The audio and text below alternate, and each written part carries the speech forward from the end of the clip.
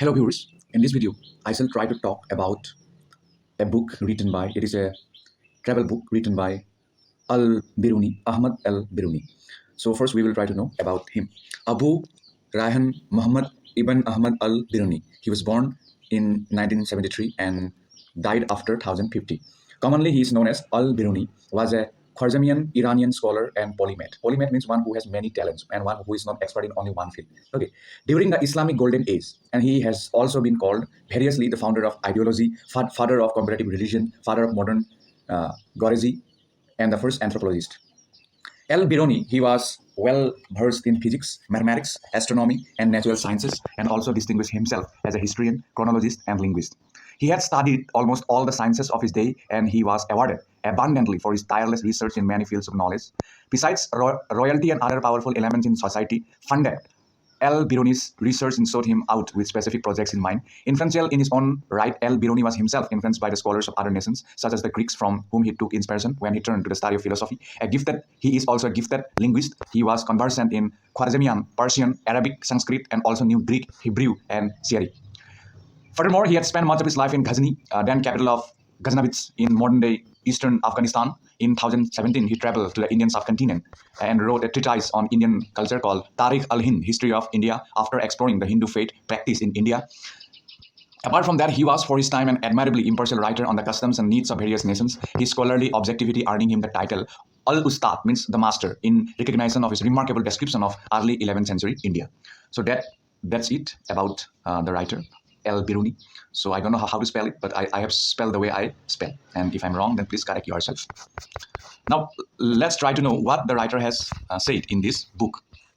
The Kitab al-Hind, the Kitab al-Hind, or the History of India, it is Al-Biruni's book written in Arabic, and it is a voluminous text divided into 80 chapters on subjects such as religion and philosophy, festival, astronomy, alchemy, manners and customs, social life, weights and measures, iconography, laws and methodology.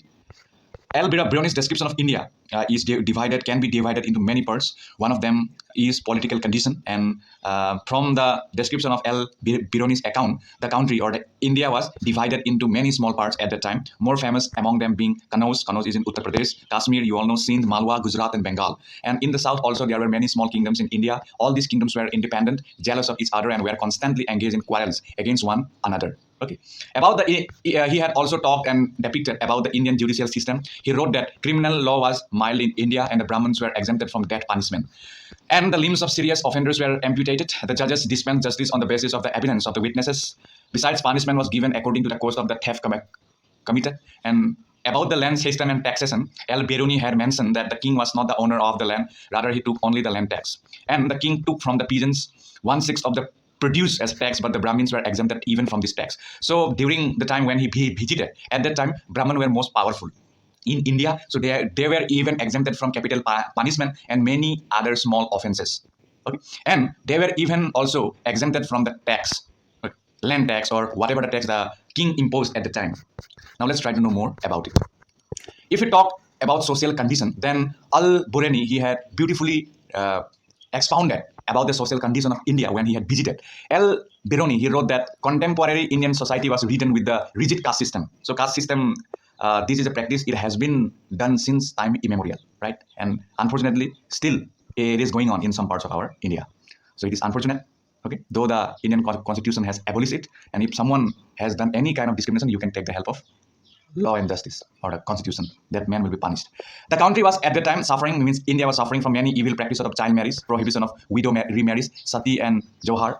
There was no feeling of unity and equality in Indian society. In this, Tehqiqat al-Hind, he mentioned about the narrow outlook of the Indians, saying that Hindus are one of the beliefs that there is no country like India, no king like theirs, and no science like theirs. The caste system had reached its peak during that time of Muhammad's invasion. Al-Biruni has also mentioned that in the society only Brahmins had the right to attain salvation. Apart from getting his post, Brahmins were exempted from payment of taxes. This I've already told you. If we talk about religious condition, then Al-Biruni has accounted that at that time idol worship was prevalent in the country, and there were lots of wealth in the temples. Common people believe in many gods, but the scholars and educated people believe in the unity of Godhead. And Al-Biruni wrote about this, that the Hindus believe in one God which is permanent, all powerful and all prevailing.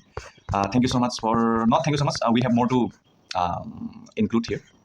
If we talk about religious condition, then Al-Biruni has accounted that at that time idol worship was prevalent in the country, and there was lot of wealth in the country, and there was lots of wealth in the temple, and common people believe in. Oh, sorry, I have already told you about this, and that's it. Thank you so much.